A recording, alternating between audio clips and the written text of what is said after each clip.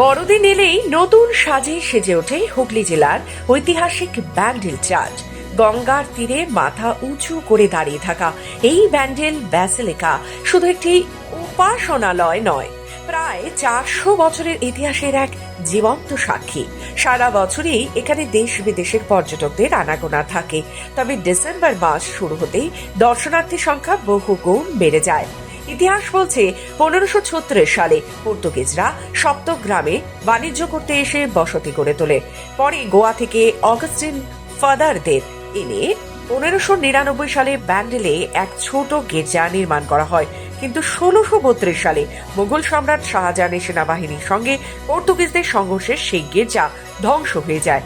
আশ্চর্যের বিষয়, পরবর্তীতে শাহজাহান নিজেই গির্জা নির্মাণের জন্য অর্থ ও জমি দান করেন। সেই জমিতেই গড়ে ওঠে বর্তমান ব্যান্ডেল চার্চ।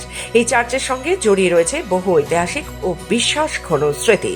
এখানে সংরক্ষিত রয়েছে মাদার মেরির স্মারক চাদরের একটি অংশ, যা পর্তুগালের লিসবন থেকে আনা হয়েছিল। চার্চে থাকা মাদার মেরির মূর্তিটি নাকি প্রায় 400 বছর আগে নদী থেকে পাওয়া গিয়েছিল। এছাড়াও রয়েছে 35 ফুট লম্বা কাঠের তৈরি একটি মাস্তুল, যা বর্তমানে একটি কাচের বাক্সে সংরক্ষিত আছে ভারতের পুরাতত্ত্ব বিভাগে। এই মাস্তুলকে ঘিরে রয়েছে এক বিস্ময়কর কাহিনী। জানা যায় 1655 সালে বঙ্গোপসাগরে প্রবল ঝড়ের কবলে পড়ে এক পর্তুগিজ জাহাজ। বিপদের মুখে পড়ে জাহাজের নাবিক মাদার মেরির কাছে প্রার্থনা করেন এবং প্রতিজ্ঞা করেন, যদি রক্ষা পান তবে যাত্রাপথে প্রথম যে গির্জাটি দেখবেন সেখানেই জাহাজের মাস্তুল দাঁড় করাবেন। পরে নিরাপদে গঙ্গা বেয়ে হুগলিতে পৌঁছে এক সকালে ব্যান্ডেল চার্চ দেখতে পান সেই নাবিক। প্রতিজ্ঞা অনুযায়ী জাহাজের মাস্তুল খুলে তিনি তার চার্চে দান করেন। বহু বছর চার্চের সামনে সেই মাস্তুল স্থাপন করা ছিল। এক ঝড়ে ভেঙে পড়ার পর বর্তমানে সেটি সংরক্ষিত রয়েছে প্রদর্শনী শালায়। আমরা এসেছি বেহালা থেকে, বেহালা তারাতলা থেকে। আর এই শীত পড়তে ফার্স্ট এখানে ঘুরতে এলাম, ভালো লাগলো খুবই। এখন সবে বড়দিনের জন্য সাজানো শুরু হচ্ছে, আর ভালোই লাগলো ঘুরে। আপাতত তো আজকে চার্চ সাজাচ্ছিল দেখলাম, আর ওপর দিকটা সাজিয়েছে একটু, ওগুলো দেখলাম, ঘুরে দেখলাম আশেপাশটা। যিশুর মূর্তি তো বেসিক্যালি আছে, চার্চ আছে ভিতরে, তারপরে মরিয়ম আছে, যিশুর এখানে জল আছে, পয়সা দেওয়ার জায়গা রয়েছে, পবিত্র জল যেটা বলে রক্ত জল দেওয়া, ওইটাও রয়েছে।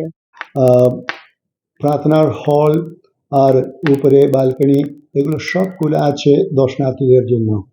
আর শুধু দুটো দিন বছরে এটা বন্ধ থাকে, 25শে ডিসেম্বর আর 1 তারিখ জানুয়ারি।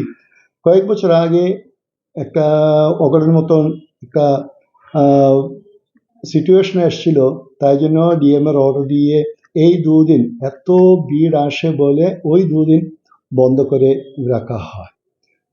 আমাদের এখন বড়দিনের জন্য প্রস্তুতি চলছে। বড়দিনের লাইট বাইরে সাজগোজ সব ট্যুরিজম ডিপার্টমেন্ট থেকেই ওরা ব্যবস্থা করে দেয়। আমাদের বড়দিনের ঠিক প্রার্থনাটা চলে রাত্রে 10টার সময়। 26 তারিখ রাত 10টার সময় আমাদের ওই বড়দিনের প্রার্থনা চলে। আর ওটাতেই যে কোনো একজন আসতে পারে, ওটা এমনি তো কোনো বাধা নেই। কিন্তু অনেকজন আসে বলে তো বসার জায়গাতে একটু কম পড়ে। বারান্দা আর প্রার্থনা হল সব কিছুই লোকদের জন্য খোলা, চেয়ারগুলো ব্যবস্থা হয় বসার জন্য। নানান অলৌকিক ঘটনা ও বিশ্বাসকে সঙ্গী করে প্রায় 400 বছরের ইতিহাস বহন করে চলেছে এই ব্যান্ডেল চার্চ। সারা বছর বহু মানুষ যিশু ও মাদার মেরির কাছে প্রার্থনা করতে আসেন। ক্রিসমাস উপলক্ষে পশ্চিমবঙ্গ সরকারের পর্যটন দপ্তরের সহায়তায় আলোতে সাজিয়ে তোলা হয় এই চার্চ চত্বর। গির্জার সামনে তৈরি করা হয় গোশালা, যেখানে যিশুর জন্ম কাহিনী ফুটিয়ে তোলা হয়।